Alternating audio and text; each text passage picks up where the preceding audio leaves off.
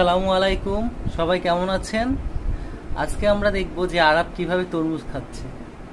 তরমুজের খুবই পছন্দ, সেজন্য একটা তরমুজ কিনে আনলাম।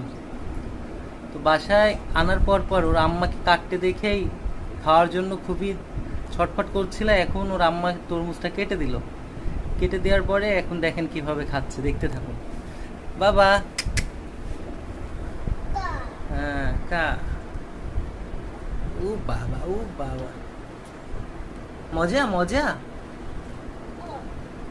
আসলে ছোট বাচ্চারা এই গরমে, যে গরম পড়ছে, এদেরকে প্রচুর পরিমাণে ফলমূল খাওয়াতে হবে। আর তরমুজ অবশ্যই খাওয়াবেন, কারণ তরমুজে আছে প্রচুর পরিমাণে পানি। এতে প্রায় 93% পানি এবং 7% বিভিন্ন ধরনের ভিটামিন আছে। তো পানি যেহেতু শরীরে গরমে প্রচুর দরকার, যেহেতু ঘেমে যায়, বাচ্চারাও প্রচুর পরিমাণে ঘামে, আমরা বুঝতে পারি না, এই জন্য তরমুজ খাওয়ানো দরকার।